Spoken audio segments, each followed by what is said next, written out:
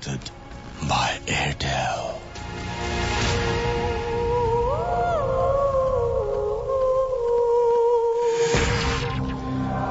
শুনছেন সবসময় রেডিও ফুর্তি। ঘড়িতে সময় রাত 11:59 আর শুরু হয়ে গেল ভূত এফএম হন্টেড বাই এয়ারটেল।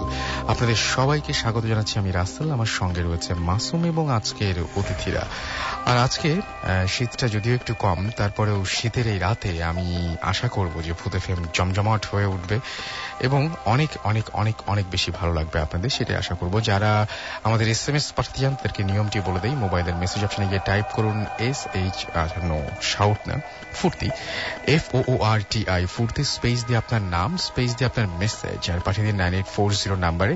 আর যারা আমাদের ইমেইল করতে চান, ইমেইল কেন করবেন সেটা একটু বলে দেই। আপনারা অনেকেই আছেন যারা সরাসরি পার্টিসিপেট করতে চান আমাদের এই প্রোগ্রামটিতে, অথবা অনেকেই আছেন যারা চান যে তাদের গল্পগুলো আমরা আপনাদেরকে পড়ে শোনাই, অথবা অনেকেই চান যে আপনাদের রেকর্ডেড যে সমস্ত ঘটনাগুলো রয়েছে সেই সমস্ত ঘটনাগুলো অর্থাৎ অডিও ক্লিপগুলো আমরা প্লে করি। সো তাদের সবাই আমাদের যেটা করতে হবে, একটা প্রক্রিয়ার মাধ্যমে যেতে হবে, একটা প্রক্রিয়ার মধ্য দিয়ে যেতে হবে। সেক্ষেত্রে কি করতে হবে, যেটা করতে হবে সেটা হচ্ছে যে আপনাকে অবশ্যই অবশ্যই অবশ্যই আমাদেরকে ইমেল করতে হবে, আপনার ঘটনাটি পাঠিয়ে দিতে হবে আমাদের কাছে। শুধু শুধু নাম, ঠিকানা এবং ফোন নাম্বার না, সাথে ঘটনাটিও পাঠিয়ে দিন bhutfm@radiofurti.fm এই অ্যাড্রেসে। অর্থাৎ আমি স্পেলিংটি বলে দিচ্ছি, BHOOTFM@RADIOFOORTI.FM।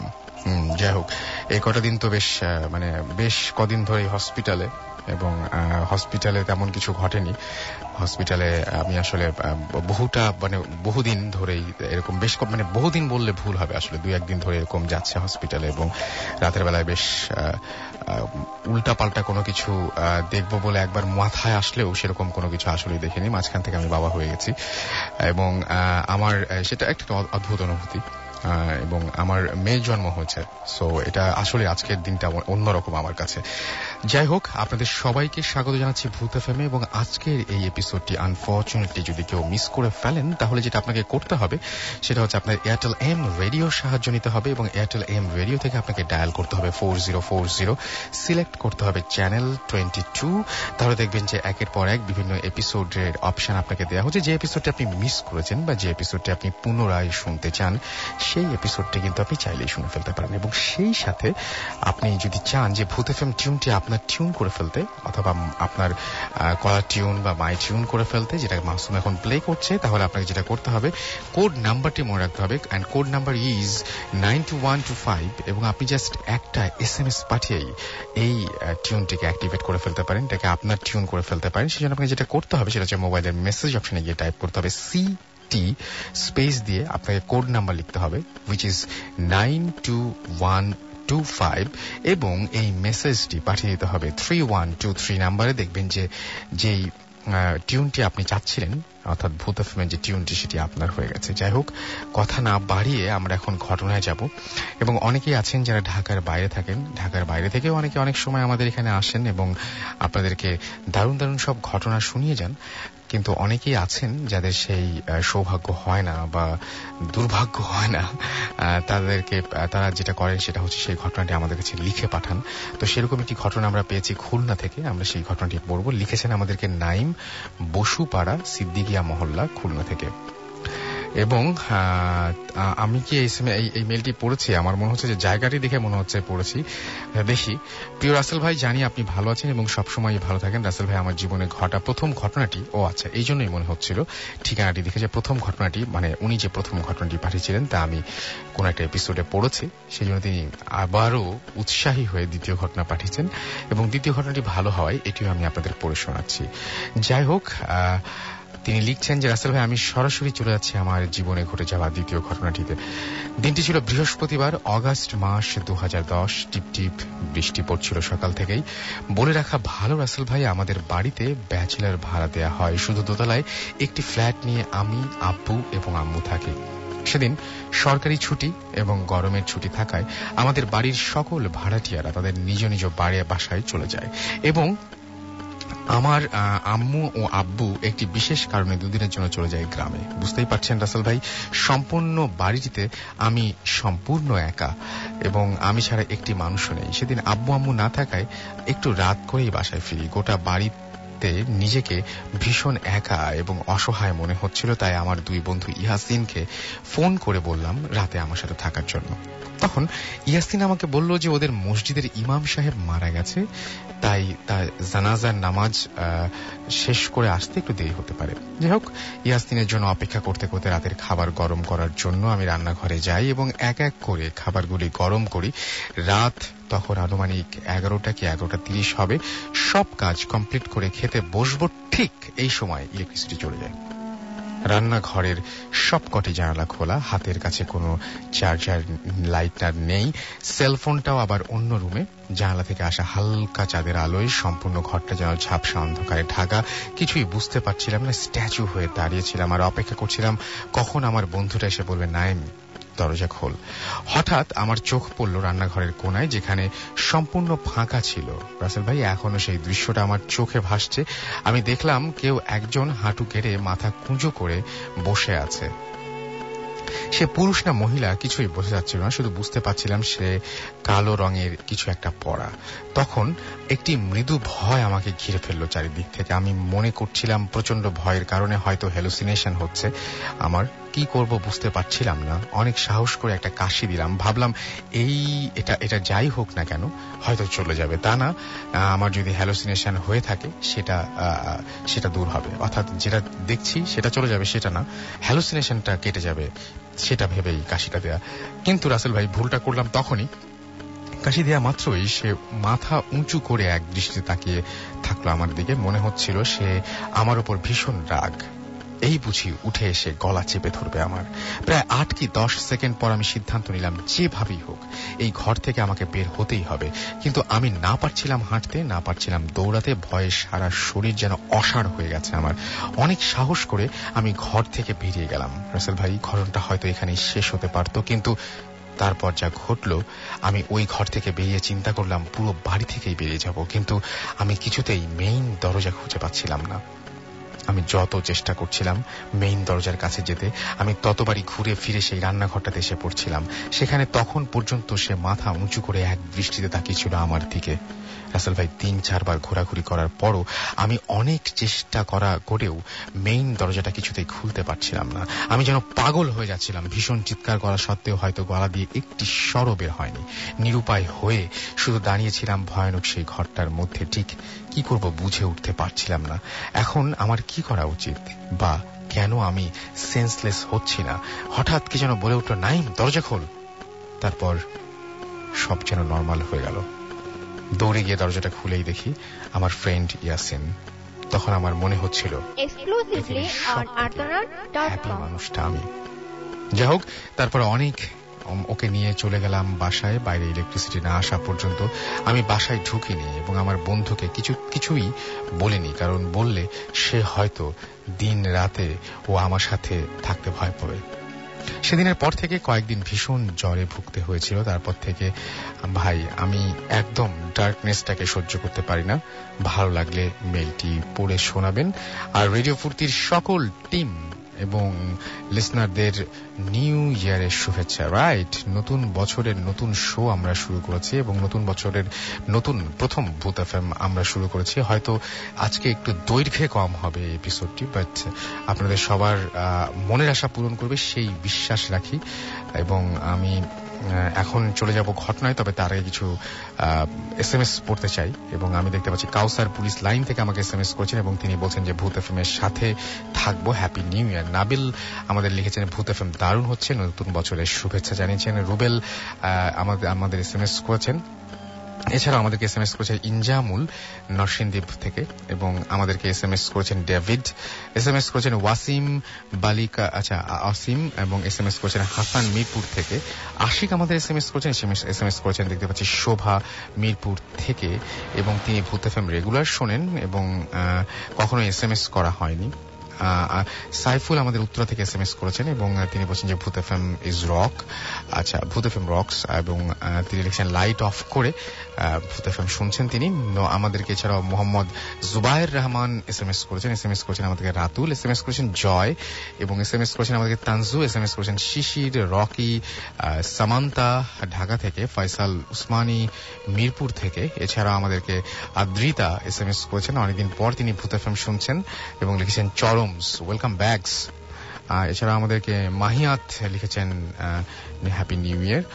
এছাড়া স্বর্ণা, রূপা, রুবিনা, শাপলা, তারা সবাই মিলে ভূত এফএম শুনছেন। আপনি যদি আমাদের SMS পাঠাতে চান তাহলে মোবাইলের মেসেজ অপশনে গিয়ে টাইপ করুন ফুর্তি, FOORTI ফুর্তি, স্পেস দিয়ে আপনার নাম, স্পেস দিয়ে আপনার মেসেজ পাঠিয়ে দিন 9840 নম্বরে। আমরা চলে যাব ঘটনায় আমাদের প্রথম অতিথির কাছে, এবং স্পেশালি যে ঘটনাগুলো এখন আপনারা শুনবেন সেই ঘটনাগুলো মাসুম, এটা একটা ব্যাপার আছে কিন্তু মাসুমের সিলেক্টেড মানে অর্ডার গুলো। সো আমি খুবই আশা করছি যে আজকের ঘটনাগুলো আপনাদের ভালো লাগবে। আমরা প্রথম অতিথির কাছে চলে যাচ্ছি। আপনার নামটা বলবেন এবং কোথা থেকে এসেছেন আপনি? ধন্যবাদ রাসেল ভাই। আমি দেলোয়ার রশিদ সন্ধি, এসএমএল ঢাকা বিশ্ববিদ্যালয় থেকে এসেছি। তো আমার প্রথম ঘটনাটা আমার মেজো ভাইয়ের সাথে ঘটা। আমরা মেজো ভাই গ্রামের বাসায় থাকে, তো উনি ব্যবসা করে আর কি।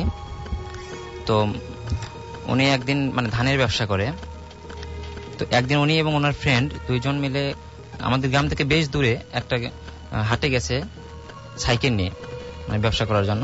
তো ধান বিক্রি করে তারা আস্তে আস্তে অনেক রাত হয়ে গেছে, প্রায় রাত 11টা বেজে গেছে। তো তারপরে যখন রাত 11টা বেজে গেল, তারপরে তারা আস্তে আস্তে যে ঘটনা ঘটতেছে যে আমার ভাইয়ের ফ্রেন্ডের সাইকেলের চেইনটা বারবার পড়ে যাচ্ছে, যে কারণে হচ্ছে কি সে পিছনে পড়তেছে আর আমার ভাইটা একটু সামনে। তো ভাই মাঝে মাঝে পিছনে তাকাচ্ছে আর বলতেছে কি বল তুই তাড়াতাড়ি আয়। তো বলতেছে আমার সাইকেলের চেইন পড়ে যাচ্ছে, আমি আসতেছি। তো এরকম আস্তে আস্তে আমাদের গ্রামে যখন ঢুকবে, তো আমাদের উঁচু একটা রাস্তা আছে, ওখান থেকে গ্রামে যাওয়ার জন্য সরু একটা রাস্তা আছে, সেই সরু রাস্তায় নামতে হবে। তারপরে যখন সরু রাস্তায় সে নামতে যাবে, এই অবস্থায় সে দেখে যে ওখানে সামনে সাইকেলের সামনে একটা বাচ্চা। তখন সে ব্রেক করছে, এবং ছোট বাচ্চা, সর্বোচ্চ বয়স 3-4 মাস হবে, এবং সেই বাচ্চাটা ওখানে খুব কান্নাকাটি করতেছে। তো এটা দেখে তো আমার ভাই খুব ভয় পেয়ে গেল, কি ব্যাপার এখানে এত রাতে এখানে বাচ্চা আসলো, রাত 11টা, এখানে কেউ আসার সম্ভাবনা নেই, আর ওই এলাকায় কখনো ওই সময় লোক থাকবে না, এই স্বাভাবিক। তারপর সে ভয় পেয়ে এখন কি করবে বুঝতেছে না, এই অবস্থায় সে তার ফ্রেন্ডকে ডাকতেছে, কিন্তু ফ্রেন্ড একটু দূরে ছিল। তো তারপরে যখন দেখতেছে বাচ্চাটা অনেক কান্নাকাটি করতেছে, তখন সে বললো কি ওই সাইকেলটা ফেলে দিয়ে তার ফ্রেন্ডের দিকে দৌড়ে গেছে আর কি, পিছন দিকে। তো যাওয়ার পরে তাকে বলতেছে, তার ফ্রেন্ডও এদিকে ইতিমধ্যে চলে আসে। তো বলতে কি হয়েছে? তো বলতেছে যে এই তো একটা এখানে বাচ্চা দেখলাম। বলছে কই দেখি চল। তো আসে দেখে যে ওখানে কোনো বাচ্চা টাচ্চা কিছু নাই। তো তারা তো তারপরে খুব ভয় পাইছে। তারপরে ওখান থেকে বাসায় আসার পর আমাদের ঘটনা বলছে। আমি তখন ছিলাম ক্লাস 5-এ, ঘটনা আমার স্পষ্ট মনে আছে আর কি। তো বাসায় বলার পরে বাবা একটু হুজুর টাইপের ছিল, সে দোয়া দৌড় করে বলছে আচ্ছা ঠিক আছে ঘুমা। তো ভাই বিবাহিত যেত, তো ভাবি আর ভাই ঘুমাইছে আর কি। রাত সর্বোচ্চ 2টা কি 3টা হবে, এই সময় হঠাৎ করে ভাবির চিৎকারে আমাদের ঘুমিয়ে গেছে সবার, খুব জোরে চিল্লায় উঠছে। তো তখন আমরা সবাই ভয় পেয়ে গেছি, কি ব্যাপার। তো ভাইদের রুমে আসলাম, এসে যেটা দেখলাম যে ভাই এবং ভাবি দুইজন ভয়ে কাঁপতেছে, প্রচন্ড সে ভয়ে কাঁপতেছে, থামানো যাচ্ছে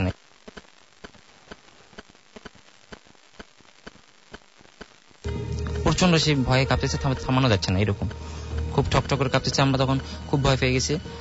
আমি তখন ছিলাম আর কি। আমার বাবা তখন তাদেরকে একটু দোয়াদত করে সাব্যস্ত ঠান্ডা করে বলতেছে কি হয়েছে, সমস্যা কি বল।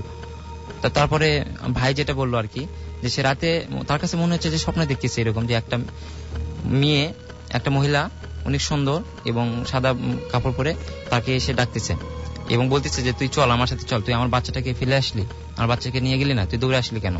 এরকম তার হাত ধরে টানতেছে। আর এই অবস্থা হঠাৎ করে ভাইয়ের ঘুম ভেঙে গেছে, এবং ঘুম ভেঙে যাওয়ার পরে যেটা দেখে যে হ্যাঁ বাস্তবেই সে ওটা দেখতেছে, আসলে স্বপ্নে না, যে হ্যাঁ সত্যি একটা মেয়ে তাকে হাত ধরে ডাকতেছে। এবং তখন ভাই খাটের চৌকাট আছে ওটা ধরে খুব নিজেকে যাবে না তার সাথে, এরকম করে ধরে আছে, আঁকড়ে ধরে আছে। আর এদিকে ভাবিকে ডাকতেছে যে ওঠো তো একটু। তখন ভাবি উঠছে, ভাবিও দেখছে যে হ্যাঁ, ভাবিও চাক্ষুষ দেখছে যে একটা মহিলা তার এরকম, এবং ফেসটা এরকম মনে নাই কিন্তু দেখতেছে একটা মহিলা টাইপ। এবং তখনই ভাবি চিৎকার করে উঠছে। আর ভাবি যখন চিৎকার করে উঠছে তখনই আমরা শুনতে পাচ্ছি, আমরা গেছি। তো যাওয়ার পরে যে ঘটনা, তারপরে ভাই ভাবিকে অনেক বাবা ইয়ে করার পরে, দোয়া দরুদ করার পরে তারা সাব্যস্ত হয়েছে। এটা হওয়ার পরে ঘটনা যেটা তারপরে দিনই ভাইকে ইয়েতে নিয়ে যাওয়া হয়েছে একটা হুজুরের কাছে, তাবিজ দিছে, এবং তারপর আর কোনো সমস্যা হয় নাই। কিন্তু জাস্ট তার এক বছর পরে আমার ভাইয়ের একটা মেয়ে হয়। মেয়ে হওয়ার পরে ঘটনাটা তার সাথে শুরু হয়েছিল। সে যখন 4-5 বছর বয়স, তখন একদিন রাত্রিবেলা আমরা সবাই ঘুমাইছি, হঠাৎ করে দেখি যে ওই মানে আমার ভাতিজি উনি হঠাৎ করে চিৎকার করে উঠছে, এবং সে চিল্লাই উঠতেছে যে আমাকে মেরে ফেলে দিল, আম্মু আমাকে বাঁচাও, আমাকে জবাই করলো, এরকম চিল্লা ফেলা করতেছে। তখন সবাই আমরা গেলাম এবং দেখলাম যে বাচ্চাটার মুখ পুরাটা কালো এবং পুরো শরীর পুরো শক্তের মতো হয়ে গেছে। তখন আমরা কি ব্যাপার, কি হয়েছে, এবং আমরা মনে করলাম কোনো হয়তো রোগ, কোনো অসুখ হয়েছে, এরকম কোনো হতে পারে। তখন আমরা সবাই তাকে দোয়া দরুদ করে, প্রায় 10 মিনিটের মতো এরকম ছিল, সে চিল্লাচিল্লি, অবস্থা চেঞ্জ ছিল না মানে আমার ভাতিজে। তারপরে তাকে ভালো হওয়ার পরে পরের দিন তাকে ডাক্তারের কাছে নিয়ে যাওয়া হয়েছে। ডাক্তার কোনো ওইরকম কোনো সমস্যা পায়নি, কিন্তু জাস্ট ওষুধ দিয়েছে আর কি। তারপর আসার পরে দেখা গেল পরের দিনে, আগের দিন যে সময়টুকু হয়েছে, পরের দিনে ঠিক একই সময়ে ওই একই রকম চিল্লে আমার ভাতিজি শুরু করছে, এবং তখন আবার এরকম যাওয়া হয়েছে। যাওয়ার পরে দেখে যে হ্যাঁ, তারও তখন ওই রকম অবস্থা, খুব খারাপ অবস্থা। তো তখন তাকে আবার এরকম 3-4 দিন হয়েছে। হওয়ার পরে যখন হলো যে, তখন মনে হলো যে না, আমার এর সাথে কোনো একটা খারাপ কিছু হতে পারে। তখন আবার একটা হুজুরের কাছে নিয়ে যাওয়া হয়েছে। তখন হুজুর যেটা বললো আর কি, যে ওনার সাথে, ওনার বাবার সাথে, আমার ভাতিজি, আমার ভাইয়ের সাথে যে ঘটনাটা ঘটছে, উনি আর কি আমার ভাইয়ের সাথে যখন তাবিজ দেওয়া হয়েছে আমার ভাইকে, তখন রাগে আর কি ক্ষতি করার জন্য আমার অনেকদিন ধরে কিছু করতে পারেনি আমার ভাইকে, এবং তার কারণে তার মেয়েকে ধরছে, এবং মেয়েকে ধরার কারণে যেটা হয়েছে, আমার ভাতিজি ওইরকম সমস্যা হয়, এবং হয়তো বা বেশি দিন সমস্যা হলে সে মারাও যেতে পারে, এরকম কোনো সমস্যা বলছে। তারপরে আমরা অবাক হইলাম এটা, যে আমাদের ওই কবিরাজটা আসলে এগুলো ঘটনা কিছু জানতো না। সে কেন জানি বলতে পারলো যে না, এটা তার সাথে, তার বাবার সাথে হয়তো কোনো একটা সমস্যা ছিল, এরকম হয়েছে। তো তারপরে কবিরাজ আমার ভাতিজিকে তাবিজ দেওয়ার পরে, এবং আমাদের বাসায় এসে বা পুরো বাড়িটা মানে দোয়া দরুদ করে ইয়ে করে দেওয়ার পরে, তারপর থেকে আর ওরকম কোনো সমস্যা হয়নি। অনেক ধন্যবাদ আপনাকে আপনার ঘটনার জন্য। আমরা চলে যাব আমাদের পরবর্তী ঘটনায়, এবং আমাদের আরো একজন অতিথি রয়েছেন, তবে তার আগে কিছু SMS পড়ে ফেলতে হয়। বিল্লাল আমাদের SMS করেছেন, এবং তিনি লিখেছেন যে বিল্লাল এন্ড মুন্না ভূত FM শুনছে। রুবেল, জুয়েল এবং সাদমান তারা বলছেন যে 3 বন্ধু মিলে ভূত FM শুনছেন, এবং আজকে ভূত FM অনেক জোস। দীপ্ত আমাদের SMS করেছেন, শোভন মিরপুর 1 থেকে SMS করেছেন আমাদেরকে মানিক সেগুন বাগিচা থেকে, এছাড়াও আমাদেরকে ঐন্দ্রিলা SMS করেছেন খুলনা থেকে, এছাড়া আমাদেরকে আকরাম SMS করেছেন ময়মনসিংহ থেকে, এছাড়া আমাদেরকে SMS করেছেন দেখতে পাচ্ছি শাকিল নাটোর থেকে, আমাদেরকে SMS করেছেন শিশির নারায়ণগঞ্জ থেকে, হামিম আমাদের SMS করেছেন অপূর্ব, তুষার, নিপা, শোয়েব, রাফু, মিষ্টি, এবং তারা ভূত FM রেগুলার শোনেন। আর আজকের এপিসোড তারা ভালো লাগছে, এখনো আমার কাছে বেশ মানে কি বলবো, যে জমে উঠেছে এটা বলবো না, তবে বাস জমে উঠতে শুরু করেছে। শুভ বণিক আমাদের SMS করেছেন আমাদের নুসরাত, SMS করেছেন আমাদেরকে দেখতে পাচ্ছি আদ্রিব, এছাড়া আমাদেরকে আশিক SMS করেছেন আমাদেরকে আল তামিম, এছাড়াও আমাদেরকে আশিক SMS করেছেন হাসান নয়ন, আমাদের SMS করেছেন আজমান, আমাদের SMS করেছেন আমির, SMS করেছেন মিল্টন নরসিংদী দাসপাড়া থেকে, এছাড়াও আমাদেরকে আরফিন SMS করেছেন মালিবাগ থেকে, আমাদেরকে খায়রুল এবং নওশেন টগর আমাদের SMS করেছেন, এবং তিনি লিখেছেন যে তিনি লং স্টোরিগুলো বেশি প্রেফার করেন। আর আমাদেরকে এছাড়াও SMS করেছেন দেখতে পাচ্ছি আরশি, SMS করেছেন নীরব, ইয়াকুব সহ আরো অনেকে। আপনি যদি আমাকে SMS করতে চান তাহলে মোবাইলের মেসেজ অপশনে গিয়ে টাইপ করুন ফুর্তি, হুইচ ইজ FOORTI, ফুর্তি, স্পেস দিয়ে আপনার নাম, স্পেস দিয়ে আপনার মেসেজ পাঠিয়ে দিন 9840 নাম্বারে। আমার কাছে আরো একটা ঘটনা রয়েছে, সেই ঘটনাটি পড়ে ফেলতে চাই। আর সেই ঘটনাটি হচ্ছে, যিনি লিখেছেন তিনি লিখেছেন যে রাসেল ভাই আসসালামু আলাইকুম, আমার লাইফে একটা ভয়ঙ্কর ঘটনা ঘটে গেছে, ঘটনাটি বর্ণনা করছি, ভালো লাগলে পড়ে শোনাবেন। আমি এবছর নজরুল স্মৃতি কলেজে ফার্স্ট ইয়ারে পড়ছি। আমি নালিতা বাড়ি শেরপুরে থাকি। ঘটনাটি ঘটে আমার নানু বাড়ি মরিচ পুরান, আমাদের বাসা থেকে 2 ঘন্টার পথ। 2 মাস আগের কথা, দিনটি ছিল বুধবার। আমি নানু বাড়ি যাওয়ার জন্য প্রস্তুতি নিচ্ছিলাম। আমার বাসা থেকে বের হতেই বিকাল 5টার দিকে বাজারে কিছু কেনাকাটা করতে করতে মাগরিবের আজান দিয়ে দেয়। সন্ধে হয়ে যাচ্ছে দেখে আমি তাড়াতাড়ি একটা রিক্সা ভাড়া করি। রিক্সায় ছিল একজন বুড়ো গোছের লোক, তবে বেশ শক্ত সামর্থ্য। আমরা রওনা দিই 6টার দিকে। রিক্সাওয়ালা বৃদ্ধটি অনেক মজার মানুষ ছিলেন। কিছুক্ষণ যাওয়ার পরেই রিক্সাওয়ালার সাথে খুব আড্ডা জমে ওঠে। রিক্সাওয়ালা একমাত্র ছেলে ছিল, কিছুদিন আগে তাকে বিয়ে করানো হয়। বুড়ো লোকটি বিয়ে বাড়ির অনেক মজার ঘটনা বলছিল। শুনতে আমার খুব মজা লাগছিল, কিন্তু এরপর যা ঘটলো আমি মোটেই প্রস্তুত ছিলাম না। আমরা যখন ললিতাবাড়ি পৌরসভার সীমানা থেকে বের হয়ে গ্রামের রাস্তায় প্রবেশ করলাম, তখন রাস্তাগুলো একটু ভালো ছিল না। আমার অনেক রাস্তায় শুধু ইট বিছিয়ে রাখা। তাছাড়া গ্রামে রাস্তা হওয়ায় রাস্তায় তেমন ইলেকট্রিসিটি তাছাড়া গ্রামের রাস্তা হওয়ায় রাস্তায় তেমন কোনো ইলেকট্রিসিটি বাল্ব ছিল না। রিক্সার লাইট দিয়ে আমরা যাচ্ছিলাম। আমার নানু বাড়ি যাওয়ার পথে একটা এলাকা দিয়ে যেতে হয়, একটির নাম বাঁশকান্দা। সেখানে প্রচুর বাঁশ জন্মে। তাছাড়া রাস্তার দুপাশে অসংখ্য ঝোপের মতো হয়ে আছে। আমরা যখন নানু বাড়ির কাছাকাছি, তখন রিক্সাওয়ালা হঠাৎ রিক্সা থামিয়ে বলল, তুমি একটু বসো। এই বলে তিনি রাস্তার পাশে একটা ঝোপের আড়ালে চলে যান। আমি সময় কাটানোর জন্য ফোনে গান শুনছিলাম। অনেকক্ষণ হয়ে গেল, কিন্তু কোনো সারা শব্দ আসছিল না। এক পর্যায়ে আমি লোকটাকে ডাক দেই, কিন্তু কোনো সারা শব্দ নেই। তখন হঠাৎ আমার মনে কেমন যেন ভয় করতে লাগলো।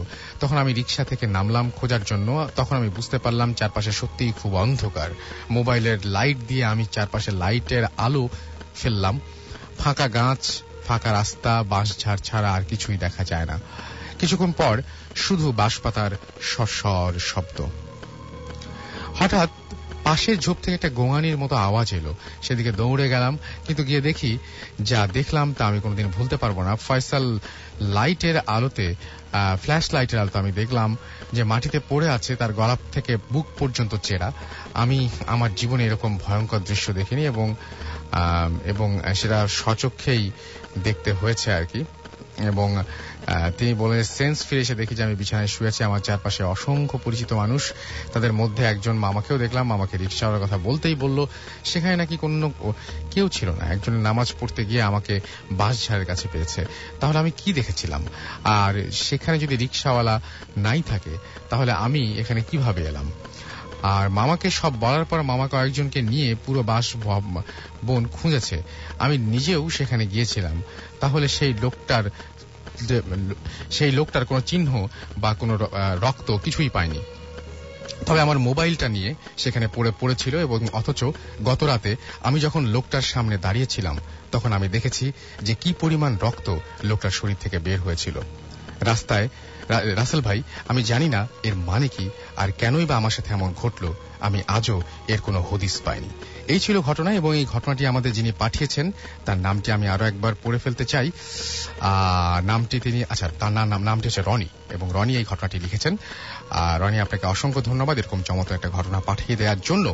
আপনি যদি এরকম ঘটনা পাঠাতে চান, বা আপনি যদি কোনো অডিও ক্লিপ আমাকে পাঠাতে চান, বা আপনি যদি কোনো ঘটনা চান যে সরাসরি সেই স্টুডিওতে শেয়ার করবেন, তাহলে পাঠিয়ে দিন। আমাদের অ্যাড্রেসটি হচ্ছে bhoothfm@radiofurti.fm, which is BHOOTFM@radioforti.fm।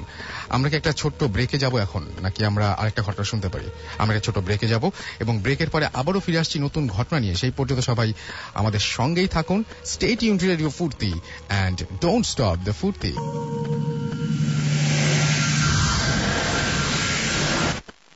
FM, haunted by Airtel.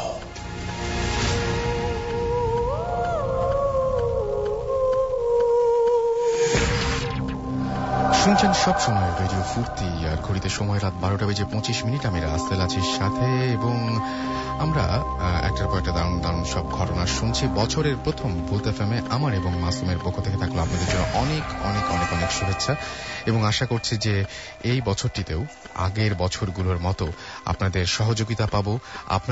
আপনারা আমাদের সাথে থাকবেন, এবং সবাই মিলে একসঙ্গে ভূত এফএম কে এগিয়ে নেবেন। চলুন চলে যাই পরবর্তী ঘটনায়, এবং আমাদের সাথে রয়েছেন আরো একজন নতুন অতিথি। তার কাছ থেকে আমরা দ্বিতীয় ঘটনাটি শুনবো।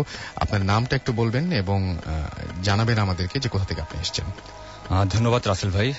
প্রথমত আপনাকে happy new year and congratulations. আমি এসেছি পটুয়াখালী থেকে, বনানী সংসপ্তক লেন। আচ্ছা। আর এখানে এসেছি, আমি বনানী এখানে থাকি। আচ্ছা। তো আমার সাথে যে ঘটনাটি ঘটেছে সেটা ঘটেছে 2002 সালে, এবং তখন আমি ক্লাস 8-এ পড়ি। আচ্ছা। আমার শখ ছিল মাছ ধরা, এবং সেই শখই আমাকে একদিন বিপদে ফেলে দেয়। তখন বর্ষাকাল, আমাদের বাসার সামনে বড় একটা মাঠ, তবে মাঠটি অনেক নিচু, কারণ সেখানে একসময় পুকুর ছিল। সেটি ভরাট করা হয়েছে। শুকনার সময় সেখানে ছেলেরা খেলাধুলা করে, এবং বর্ষার সময় প্রায় কোমর সমান পানি থাকে সেখানে। আচ্ছা।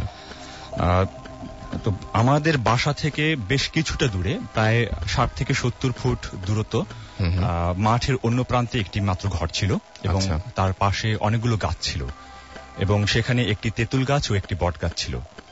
তো যেদিন আমার সাথে ঘটনাটি ঘটে সেদিন সকাল 11টার দিকে আমি ওই মাঠ থেকেই একটি 2 হাত লম্বা একটা গজাল মাছ ধরি। সেই লোভী হয়তো প্রতিদিনের মতো ওই দিনও বেরিয়ে পড়েছিলাম, তবে আমার মা আমাকে বাধা দিত মাছ ধরতে যেতে। তার বাধা উপেক্ষা করে আমি বেরিয়ে পড়েছিলাম ওই দিন। রাত তখন প্রায় 8টা। আমি বের হয়ে একটি টর্চ লাইট ও একটি মাছ ধরার জল নিয়ে বেরিয়ে পড়ি। বেরিয়ে অনেক দূর ঘোরাঘুরি করে 2টি শোল মাছ ও একটি বোয়াল মাছ ধরি। তার কিছুক্ষণ পরে আমি শুনতে পাই সেই তেঁতুল গাছের নিচে একটি বড় মাছ লাফালাফি করছে। আমি স্পষ্ট শব্দটা শুনতে পাই। শুনে আমি সেখানে দৌড়ে যাই, কিন্তু গিয়ে দেখি সেখানে কোনো মাছই নেই। এমনকি রাসেল ভাই, সেখানে পানিও একেবারে স্পষ্ট পরিষ্কার ছিল, কিন্তু একটা মাছ যে পরিমাণে লাফালাফি করেছিল এবং শব্দ পেয়েছি তাতে পানি অনেকটা ঘোলা থাকা কথা, কিন্তু সেখানে পানি একেবারে পরিষ্কার ছিল। যাই হোক, আমি ঘুরিয়ে অন্যদিকে গেলাম। অনেক দূর যাওয়ার পরে আমি সেই শব্দটা আবারও শুনতে পাই, ঠিক তেঁতুল গাছের নিচে। আমি খেয়াল করে শুনি যে শব্দটা কোন জায়গায় হচ্ছে, কিন্তু আমি দেখলাম যে হ্যাঁ, ঠিক তেঁতুল গাছের নিচেই শব্দটা হচ্ছিল। আমি আবারও ছুটে যাই, কিন্তু গিয়ে দেখি সেখানে কোনো মাছ নেই এবং সেখানে পানি ছিল প্রায় হাঁটু সমান। আচ্ছা, তো আমি অবাক হই রীতিমতো যে বিষয়টা কি। আমি 2-2বার শুনলাম যে এখানে শব্দ হচ্ছে, কিন্তু কোনো মাছই নেই সেখানে।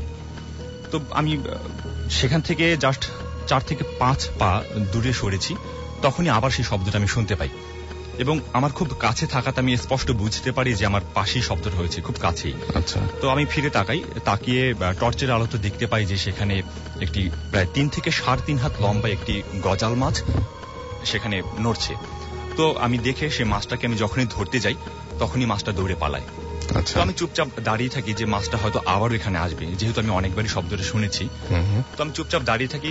কিছুক্ষণ পরে মাছটা আবারও সেখানে আসে এবং আমি মাছটাকে যখন আবার ধরতে যাই মাছটা আবারও দৌড় দেয় এবং আমি তখনই তাকে তাড়া করি। যখন আমি তাড়া করি, মাছটি দৌড় দিয়ে শুকনো জায়গায় উঠে যায় লাফ দিয়ে এবং ঠিক তেঁতুল গাছের নিচে। আচ্ছা, তো আমি মনে মনে খুব খুশি হই যে এবার তো আমি মাছটাকে অনায়াসে ধরতে পারবো। আমি যখন উপরে উঠলাম মাছটিকে ধরতে, মাছ তখন ঠিক লাফ দিয়ে অনেকটা উপরে উঠে গেল, রীতিমতো অবাক করার বিষয়, এবং মনে হচ্ছিল যে মাছটির পাখা গজিয়েছে এবং অনেকটা উপরে উঠে গেছে, যেটা স্বাভাবিক অর্থে একটা মাছ লাফ দিয়ে অতটা উপরে উঠতে পারে না।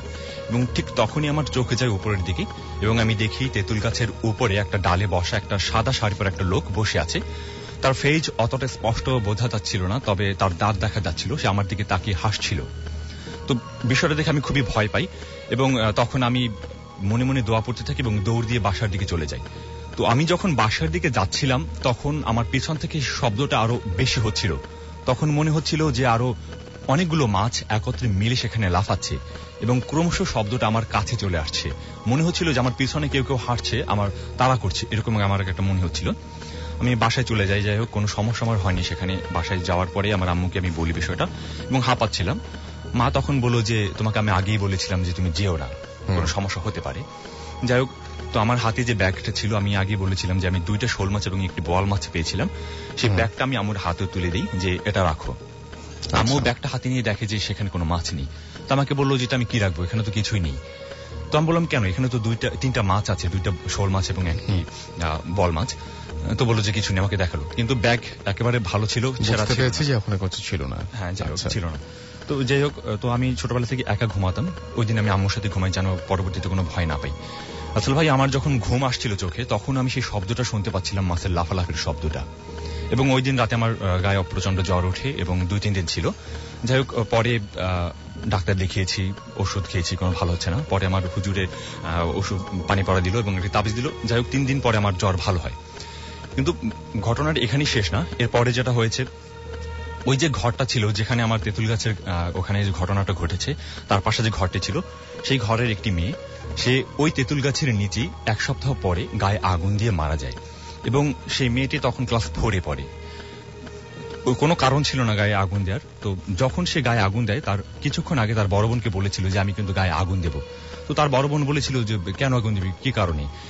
কোনো আগুন দেওয়ার তো কোনো কারণই নেই। সে ভেবেছিল যে হয়তো সে ঠাট্টা করছে। যাই হোক, সে একটা চড়ও দিয়েছিল, কিন্তু সে কান্না না করে বরঞ্চ অনেক হেসেছে, হাসতে হাসতে বের হয়ে গেছে এবং তার কিছুক্ষণ পরই সে গায়ে আগুন দেয়। তো হাসপাতালে অনেকদিন ছিল। তো যখন ছিল এবং ডাক্তাররা তাকে বলেছে যে কোন একটা সমস্যা আছে মেয়েটার সাথে, যেহেতু সে অনেক নাকি অস্বাভাবিক আচরণ করেছিল। আর দ্বিতীয়ত হচ্ছে কি, সে মারা যাওয়ার আগে অনেক প্রলাপ বলতেছিল যে তারা নাকি 7 বোন এবং তার কাছে কেউ যেন না আসে, এবং আসলে তাকে সবাইকে সে মেরে ফেলবে, এরকম একটা কথা বলছিল। এবং আমাদের মসজিদের যে হুজুর ছিল সেও পরে সেখানে যায়, এবং যাওয়ার পরে সেও বলল যে এর সাথে কোনো একটা সমস্যা ছিল। এবং সব থেকে বড় কথা হচ্ছে কি, আমি সাদা শাড়ি পরা যে তেঁতুল গাছে যে ডালে বসা দেখেছিলাম ওই লোকটাকে, ওই মেয়েটা ওই তেঁতুল গাছে ওই ডালে বসে বসেই তেঁতুল খেত। এ হচ্ছে আমার ঘটনা আরফিল ভাই। ওকে, আপনাকে অনেক ধন্যবাদ। আমরা চলে যাচ্ছি আমাদের পরবর্তী ঘটনায় এবং আমাদের পরবর্তী অতিথির কাছে। আমরা দেখতে পাচ্ছি এর মধ্যে আমাকে আরিফিন মিরপুর 10 থেকে লিখছেন, এবং যে ঘটনাটি শুনলেন ওই ঘটনাটি তিনি ভয় পাচ্ছেন না সেটা লিখেছেন। রবিউল আমাদের SMS করেছেন, রবিউল সোহেল সাগর আমাদেরকে SMS করেছেন গাজীপুর থেকে। আরিফ শুভ আমাদের SMS করেছেন, তিনি বেশ ভয় পাচ্ছেন। সুস্মিতা বণিক আমাকে SMS করেছেন এবং আমাদেরকে SMS করেছেন দেখতে পাচ্ছি অর্ণব SMS করেছেন আমাদেরকে মিল্টন নরসিংদী দাসপাড়া থেকে। এছাড়া আমাদেরকে শাবাব SMS করেছেন এবং আমাদেরকে SMS করেছেন সোহেল। এছাড়াও আমাদেরকে খ্যাপা বাবু SMS করেছেন নারায়ণগঞ্জ থেকে। আমরা চলে যাচ্ছি পরবর্তী ঘটনায় আমাদের পরবর্তী অতিথির কাছে। আপনি আপনার নামটি বলবেন এবং কোথা থেকে এসেছেন এটা একটু জানাবেন। হ্যালো লিসেনার, আমি সন্ধি, আর আমি এসএমএল ঢাকা বিশ্ববিদ্যালয় থেকে এসেছি। আর আমার পরবর্তী যে ঘটনাটা, এটা আমার এক ফ্রেন্ডের সাথে ঘটা, এবং তার ফ্রেন্ডের বাসা ঢাকার দোহারে, এবং সে আমার হলের ফ্রেন্ড তানিম। তো তারপরে সে যে গত বছর সে বাসায় গেছিল, তো তাদের বাসা থেকে প্রায় 4-5 কিলো দূরেই ছিল পদ্মা নদী, এবং তারা ওখানে আমিও গেছিলাম, ওখানে গিয়ে পদ্মা নদীর ওখানে আমরা অনেক মজা করছি। তো সে যেটা হয়েছে, গত বছর যাওয়ার পরে ওখানে এক ফ্রেন্ড, গ্রামের যে ফ্রেন্ড ছিল, তাকে সে বলছে যে দোস্ত চল আমরা পদ্মার পরে একটু ঘুরে আসি। তো রাত প্রায় তখন 10টার মতো বাজে। তো বলছে চল ঠিক আছে। তো মোটর সাইকেল নিয়ে গেছে। তো মোটর সাইকেল আসলে আমার বন্ধুটাই চালাচ্ছিল। তো তারপর তারা নদীর পারে গেছে। যাওয়ার পরে যেটা হয়েছে যে লোকজন কেউ নাই, কারণ নদীর পারে ওই সময় রাত 10টায় ওই সময় কেউ থাকে না, মাঝি টাজি কেউ নেই, 2-1টা নৌকা ওখানে ঘাটে হয়তো বাঁধা আছে। তারপরে ওই মানে মোটর সাইকেলটা রেখে আমার ফ্রেন্ডরা আর 2জন, আমার ফ্রেন্ড আর তার ফ্রেন্ডটা হাঁটতেছে রাস্তাতে, মানে ওই নদীর পাড় ধরে হাঁটতেছে। তো হাঁটতে হাঁটতে কিছু দূর যাওয়ার পরে তার মনে হয়েছে যে মানে মোটর সাইকেলটা লক করা হয়নি। তখন সে বলতেছে দোস্ত একটু তুই থাক, আমি একটু মোটর সাইকেলটা লক করে আসি। আচ্ছা ঠিক আছে যা। তারপর আমার বন্ধুটা আসছে না মোটর সাইকেলটা লক করতে। তো যখন সে মোটর সাইকেল লক করবে, এই অবস্থা হয়েছে কি, তার ওই বন্ধুটা, যে বন্ধুটা ওই একটু মানে এগিয়ে গেছিল ওইদিকে, সে খুব মানে চিৎকার করে উঠছে। তখন সে দ্রুত লক করে দৌড়ে গেছে তার কাছে, গিয়ে দেখে যে সে স্বাভাবিক। তো বলতেছে কি তুই চিল্লালি কেন? তো বলছে কই আমি তো চিল্লাইনি। তো বলতেছে না আমি এইমাত্র শুনলাম খুব জোরে তুই চিল্লালি। বলছে না আমি মানে কিছু করে নাই। তো বলছে আচ্ছা ঠিক আছে, আমি হয়তো ভুল শুনছি। তো ঠিক আছে চল, 2জন হাঁটি। তো হাঁটতে হাঁটতে পূর্ণিমা যাচ্ছিল, মানে রাতটা অনেক মানে সবকিছু দেখা যাচ্ছিল। তো তারপরে যে ঘটনা, ওই পাড়ের একটু নামছে নিচে পানি, তো ওখানে ওই নৌকা ঘাটা বাঁধা আছে, ওই পাশ দিয়ে তারা হেঁটে পানির ভিতরে একটু হেঁটে হেঁটে যাচ্ছে, মানে পা ভিজানো যায় এরকম করে। তো তারপরে হাঁটতেছে, হাঁটতে হাঁটতে কিছুক্ষণ পরে আমার যে তানিম ফ্রেন্ডটা, তার আরেকটা যে ফ্রেন্ড আছে গ্রামের যে ফ্রেন্ডটা, সে হঠাৎ করে ওই একটা ওখান থেকে মাছ ধরছে, মানে নদীর ওখান থেকে মাছ ধরে সে মাছটা খাওয়া শুরু করছে। তখন আমার বন্ধুটা বলতেছে কি বাবা তুই মাছ খাচ্ছিস কেন? তো বলতেছে আচ্ছা খাবো না, ঠিক আছে রাখলাম। তো রাখার পর আবার কিছু যাওয়ার পরে দেখে না, সে ঠিক আর একটা মাছ ধরছে, ধরে সে এই মাছটাও খাচ্ছে। তখন আমার ফ্রেন্ড রাগ হয়ে গেছে, তুই কাঁচা মাছ খাচ্ছিস, এটা কি ধরনের কথা, কাঁচা মাছ কেউ খায়? তখন সে বলতেছে আমি কাঁচা মাছ খুব পছন্দ করি, আমার ভালো লাগে। তখন তারপরে সে তো মানে একটু ভয় পেয়ে গেছে, কি ব্যাপার কাঁচা মাছ এরকম খাবে, এটা কোনো কথা হলো? তারপরে সে কিছুক্ষণ পরে বলতেছে দোস্ত আমার থাকবো না, আমি চলে যাব। তখন বলতেছে আচ্ছা ঠিক আছে চলে যাই। তো তারা মোটর সাইকেলের কাছে আসার পরে মোটর সাইকেলে চড়ে আমার ফ্রেন্ডটা এবার চালাচ্ছিল, আসতেছে। তার পিছনে তার ওই ফ্রেন্ডটা যে কাঁচা মাছ খাইছে সে বসেছিল। তো কিন্তু আমার ফ্রেন্ডটা খুব ভয় পাচ্ছিল, মোটরসাইকেল চালাচ্ছে আর মনে করতেছে কি ব্যাপার, এটা আসলে কে? আমার ফ্রেন্ডই তো, কারণ খুব কাছের ফ্রেন্ড। তো কাহিনী কি, সে তো কোনোদিন শুনি নাই যে কাঁচা মাছ খায়। কিছু দূর আসার পরে পিছনের ফ্রেন্ডটাই বলতেছে যে তুই মনে হয় মোটরসাইকেল চালাতে পারতেছিস না, আমারে দে। তো বলতে ঠিক আছে। তো তারপরে সে ব্রেক করে নামছে, নেমে আমার ফ্রেন্ডটা পিছনে বসে আর তার ওই ফ্রেন্ডটা সামনে বসে মোটরসাইকেল চালাচ্ছে। কিছুক্ষণ পরে আমার ফ্রেন্ড অবশ্যই ভয়, তখনও ভয় ছিল তার ভিতরে। কিছুক্ষণ পরে হঠাৎ করে মানে তাকায় দেখে যে ফ্রেন্ডটা মোটরসাইকেল চালাচ্ছে সে আসলে মানে অন্যদিকে তাকায় আছে, এবং হাতটাও সে ছাড়া কোনো মানে ইয়েতে নাই, দুই হাতে ইয়েতে ব্রেকের ওখানে কোনো ধরা নাই, হ্যান্ডেলে ধরা নাই। তো তারপরে যে সে তো আরো চরম ভয় পেয়ে গেছে, কি ব্যাপার, তো আসলে খুবই ভয়ঙ্কর বিষয় যে মোটরসাইকেল এতটা মানে রাতে 11টা বাজে। তো তারপর সে মনে করছে হতে পারে এরকম উনি হয়তো বা পারে। তো আসছে কিছুদূর আসার পরে তার বাসায় কাছাকাছি আসার আগে আমার ফ্রেন্ডের বাসা না, ওই যে তার যে ফ্রেন্ডটা কাঁচা মাছ খাইছিল তার বাসার কাছে এসে বলছে দোস্ত আমি তো চলে যাবো। আচ্ছা ঠিক আছে। তো নামার পরে ওখানে আমার ফ্রেন্ডটা মোটরসাইকেল থেকে নেমে তার ফ্রেন্ডরা চলে গেছে বাসায়, আর আমার ফ্রেন্ড আমার বাসায় মানে তার আমার ফ্রেন্ডের বাসায় চলে আসছে। আসার পর তার আম্মুকে বলছে আম্মু এরকম ঘটনা। তো বলছে তোরা রাতের বেলা কেন যাস? তারপরে যে ঘটনা ঘটলো, তো রাতের বেলা তারা সে আমার ফ্রেন্ডটা ঘুমাইছে। পরের দিন সকালে যে ফ্রেন্ডের সাথে গেছিল আমার ফ্রেন্ডটা, তার আম্মু এসে মানে ডাকতেছে যে তানিম কি খবর, আমার ছেলে কোথায়? তো বলছে কেন আন্টি ও তো গতকালকে রাতে বাসায় গেল। তো বলছে বাসায় তো যায় নাই। কি কাহিনী কি বাসায় যায় নাই? তখন সবাই আবার ঘটনাটা পুরোটা সে বলছে যে এই অবস্থা। তারপরে সে যখন আবার ওই নদীর পাড়ে আসছে, আসার পরে যেটা শুনলো যে এখানে একটা ছেলেকে সকালবেলা এখানে অজ্ঞান অবস্থায় পাওয়া গেছে এবং একজন মাঝির ওখানে ছিল তাদের বাসায় আছে। তো তারপর গেছে, যাওয়ার পর দেখে যে হ্যাঁ তাকে মানে সেবা শুশ্রূষা করে সে সুস্থ হয়েছে। তখন তাকে বলতেছে কি ব্যাপার, তোকে আমি বাসায় পুষে দিয়ে আসলাম, তারপর তো আবার এখানে কেন আসলি? তো বলতেছে কই আমার বাসায় পুষেছি, আমি তো এখানে আমি তো টের পাই নাই। কই মানে আমার ততটুকু মনে আছে যখন তুই আমাকে রেখে মানে প্রথম রেখে যখন মোটরসাইকেল লক করতে যাবি, তখন তুই লক করতে গেছিস, তখন আমি এখানে একা যখন ছিলাম, তখন হঠাৎ করে দেখি যে আমার মতোই সেম চেহারা আরেকটা ছেলে আমার দিক থেকে আসতেছে, ওই নদীর ওই দিক থেকে উঠে আমার দিকে আসতেছে। আর আমি ওইটাই দেখে অনেক চিৎকার করে উঠছিলাম এবং আমি খুব ভয় পেয়ে গেছিলাম। তখন আমি সেন্স হারাই ফেলেছি। কিন্তু মজার ব্যাপার হচ্ছে আমার ফ্রেন্ডটা যখন আসছিল, আসার পরে তার ওই ফ্রেন্ডটাকে মানে যে আসল যে ফ্রেন্ডটা ছিল অজ্ঞান অবস্থায় মানে পড়ে গেছিল তাকে আসলে দেখে নেই, না দেখে তাহলে চিন্তা করে যে আসলে ওই ফ্রেন্ডটা কে যার সাথে সে এতক্ষণ ঘুরলো এবং সে তার কোনো ক্ষতিও করলো না, কিন্তু অথচ তার সাথে মানে মাছ খেলে এবং তাকে মোটরসাইকেলে পুষেও দিয়ে আসলো। তো এই ঘটনা। তারপরে ওনাকে যখন সুস্থ হয়েছে তখন তাকে একটা কবিরের কাছে নিয়ে যাওয়ার পরে দেখছে যে না আসলে এটা একটা অস্বাভাবিক কিছু ঘটছে। তারপরে তাকে আর কি দোয়া করে মানে বার হয়েছে। এই হচ্ছে ঘটনা। ওকে, আপনার আর কোনো ঘটনা আছে? জি আমার। আচ্ছা, আপনি অল্প একটু সময় পাবেন, সেই সময়ের মধ্যে তাহলে আপনার ছোট্ট আর একটা যদি ঘটনা থাকে তাহলে বলে ফেলবেন। আচ্ছা, এটা আসলে আমার হলে ঘটনাটা বেশি দিনের না এবং ছোট্ট ঘটনা। এটা গত গ্রীষ্ম ঘটনা এটা।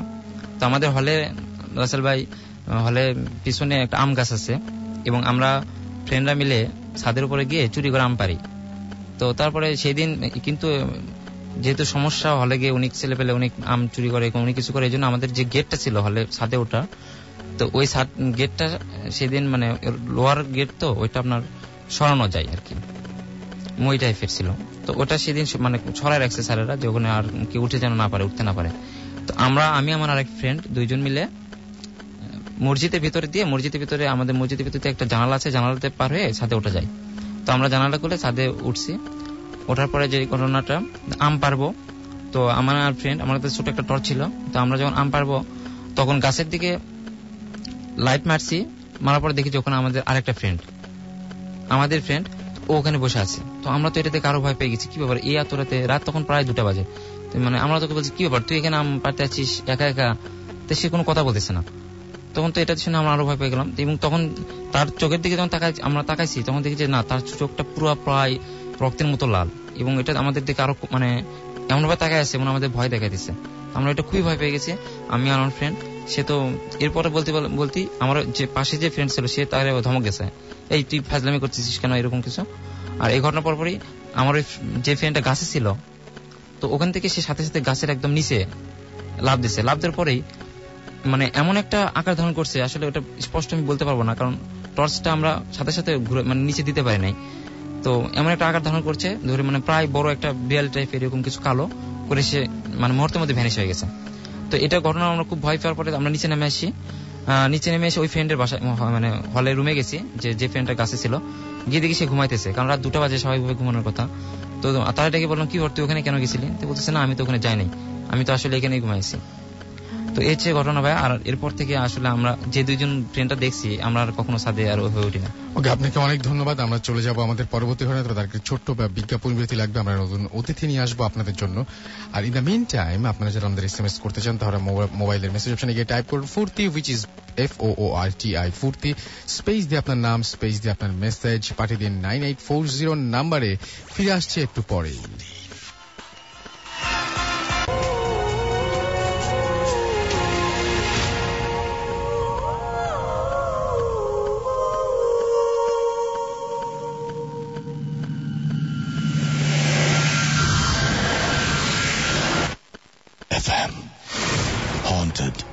by Airtel.